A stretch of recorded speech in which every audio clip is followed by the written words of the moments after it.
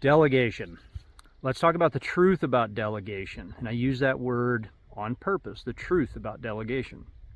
So there's a perception that we have, depending on where we are in the business, that we own all of the tasks and we have to do them.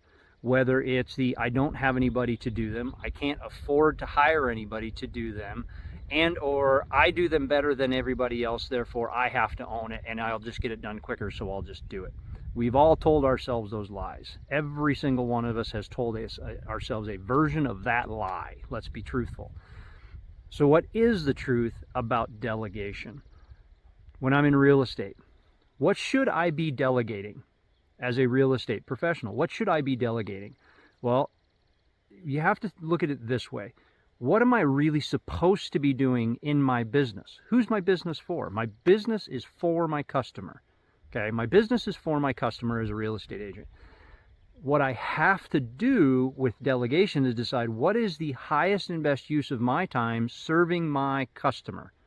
Okay, there is actually only one thing that we are required to do by law, and that's negotiate contracts. This is the only thing required by law. All the other stuff in the things is a decision that we're doing. So what are we doing that's the highest and best use of our time?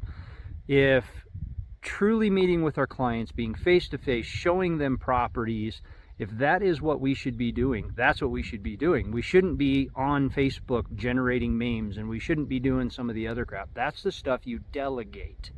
You delegate it out, you farm it out, you sub it out, you hire a person to do it. If it's not on your plate as your highest and best use in real estate, don't do it. The rules are the same for solopreneur.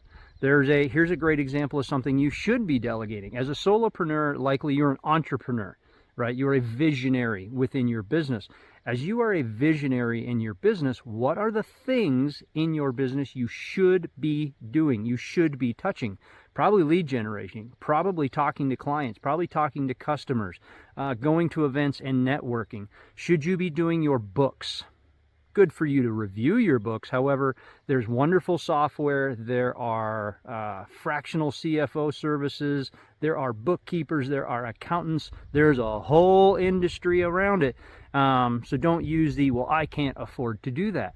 That's crap. You can afford to do it because if you're actually out doing the revenue generating tasks instead of sitting down and reviewing the books, you can easily afford it.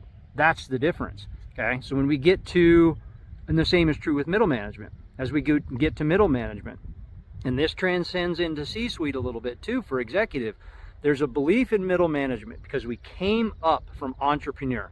I did all the things and I am the best person to do all those things, which again is crap. You're not. You are skilled at a specific set of tasks.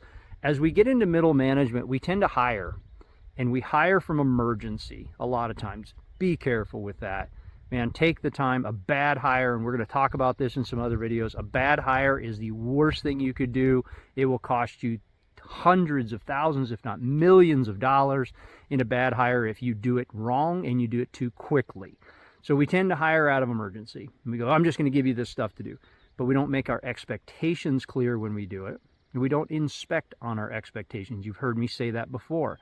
You can only expect what you inspect. Thinking about that from a middle management perspective, how do we appropriately delegate? We look at the stuff that is not the highest and best use of our time, and we say, you know what?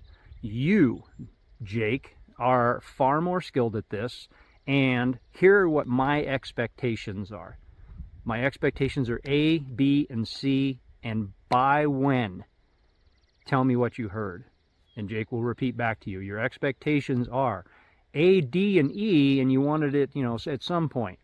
Okay, let's reevaluate because we need to get clear expectations. Until we have agreement on expectations, we don't have it. We have nothing to inspect on, and we didn't appropriately delegate what's in our head. Because mind you, a lot of times we cannot communicate the thoughts in our head to the other person. We're having different experiences. So ask for permission. Ask for expectations to be clearly explained back to you. The same is true as we get into executive level, right? Executive level, there's a tendency to shift into manager versus leader. I'm going to tell you what to do. Go do the thing. With the notable exception of, again, getting clear expectations. Now, delegation within a C-suite leadership, within executive role, means you stay the hell out of the weeds. You get off the bottom level. You hire the right people at your L1 level. You make sure they understand the expectations clearly, can communicate them back to you so that they can communicate it to their next L2 level. Same is true. Communication and expectations top to bottom.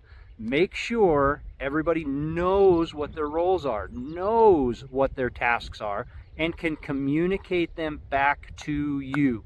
That is how we do delegation.